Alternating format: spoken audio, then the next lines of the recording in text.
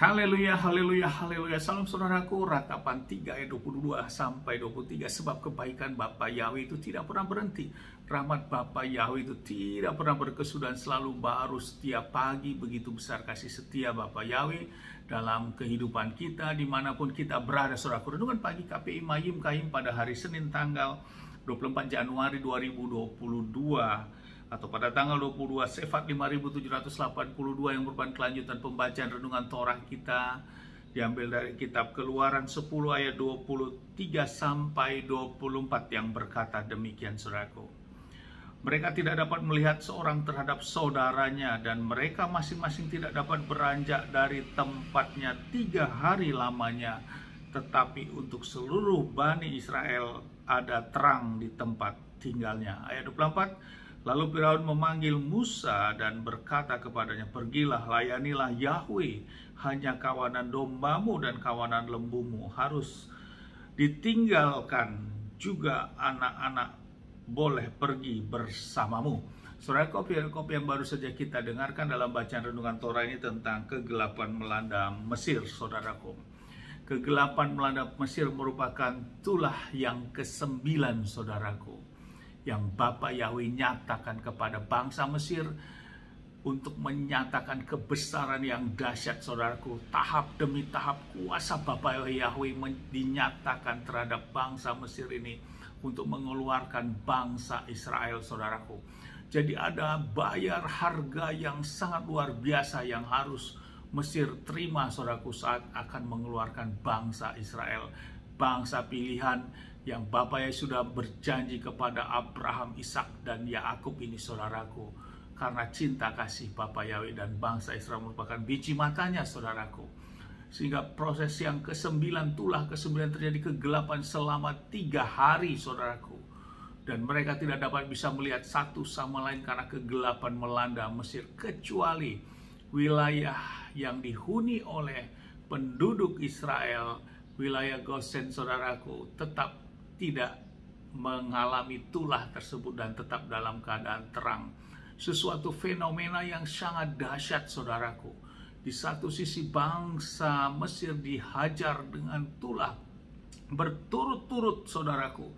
Dan tentu itu sangat menakutkan dan sangat mengerikan, dan banyaknya korban jiwa pada waktu itu tentunya, saudaraku, dengan tulah yang sudah Bapa Yahweh berikan. Dan tulah kegelapan selama 3 hari ini orang tidak bisa berbuat apa-apa karena kegelapan melanda. Sama seperti orang tiba-tiba menjadi buta selama 3 hari, saudaraku. Tentu itu sangat mengerikan sekali. Namun Bapa Yahweh tetap masih mengeraskan Firaun, saudaraku.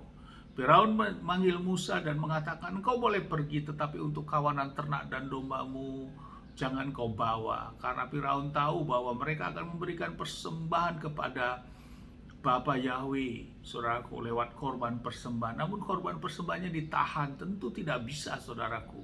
Dan akhirnya Mose berkata bahwa mereka harus juga membawa ternak-ternak mereka, karena mereka memberikan persembahan kepada Tuhan yang mereka sembah, yaitu kepada Bapa Yahweh. Artinya apa, saudaraku? Betapa pentingnya pengorbanan itu. Ada darah yang harus dicurahkan untuk memberikan persembahan kepada Bapa Yahweh. Karena itu adalah suatu tatanan yang Bapa Yahweh kehendaki pada waktu itu, saudaraku. Tentu beda dengan di zaman kita saat ini. Semua itu sudah digantikan oleh darah Adonai Yesus HaMashiach di atas kayu salib, saudaraku. Darah yang tidak ternilai harganya, yang tidak terukur dengan emas perak, tapi dengan darah yang tanpa noda dan dosa, saudaraku. Dan ini yang dilakukan sehingga Bapa Yahweh terus masih mengeraskan Firaun di dalam tulah yang ke-9 ini. Lewat renungan ini, saudaraku, kita terus diteguhkan setiap tulah yang diberikan betapa dahsyatnya Bapa Yahweh kita itu. Otoritas Bapa Yahweh itu, saudaraku. Sehingga inilah terus meneguhkan kita, setiap tulah yang diberikan diakhiri pada tulah yang ke-10 nantinya, saudaraku. Dan disitulah Bapa Yahweh membuka kekerasan hati daripada Firaun. Sehingga lewat firman ini, saudaraku, bila Bapa Yahweh menutup hidup kita, saudaraku, memang orang itu akan keras, saudaraku. Namun bila Bapa Yahweh sudah membukanya, mereka akan membukanya dan akan dibuka, saudaraku. Jangan sempat otoritas Bapa Yahweh mengambil sikap itu pada diri kita, di mana kita selalu masih memiliki sikap yang suam-suam, saudaraku. Kadang hari ini kita datang kepada Bapa Yahweh, besok kita datang beribadah kepada, menyembah kepada ilah bangsa-bangsa. Kita masih, saudaraku, masih ada rasa toleransi penyembahan kita oleh karena suatu kepentingan-kepentingan pribadi kita, kepentingan-kepentingan kedagingan kita, kepentingan-kepentingan kita agar kita diberi sesuatu. Kita datang menyembah kepada ilah-ilah yang lain. Satu sisi kita juga datang masih menyembah kepada Bapa Yahweh. Tidak seperti itu, saudaraku. Jangan sempat Bapa menutup kita, saudaraku.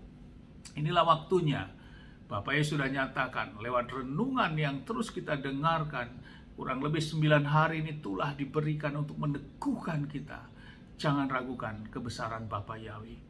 Jangan kita goncang oleh karena sesuatu yang ada di luar, saudaraku, hanya untuk kepentingan-kepentingan kepuasan kedagingan kita, untuk kita datang menyembah kepada ilah bangsa-bangsa, saudaraku. Karena sesungguhnya semua ilah bangsa-bangsa adalah merupakan tidak berkenan di hadapan Bapa Yahweh.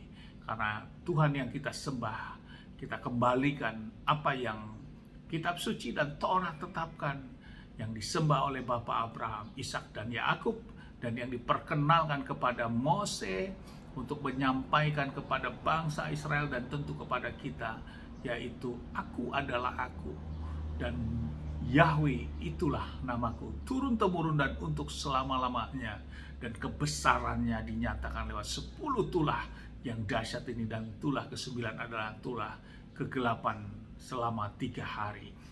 Amin, saudaraku. Sukses besar buat kita semua. Maju terus kita dalam iman, dan tetap kita terus berjuang, saudaraku. Namun iman kita, percaya kita tidak pernah tergoyahkan, karena itulah yang tertanam di diri kita setelah kita menerima Bapa Yahweh di dalam Adonai Yeshua HaMashiach, dan karya Ruach Kodes memenuhi dalam setiap langkah kehidupan kita sepanjang hidup kita, sampai saatnya kita datang kepada Bapa Yahweh kembali.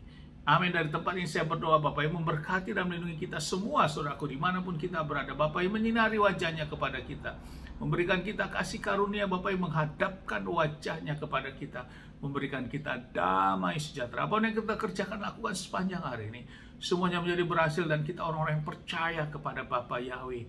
Kita tidak dipermalukan, dan janji firman Bapa Yahweh hidup kita diberkati. Amin. Haleluya.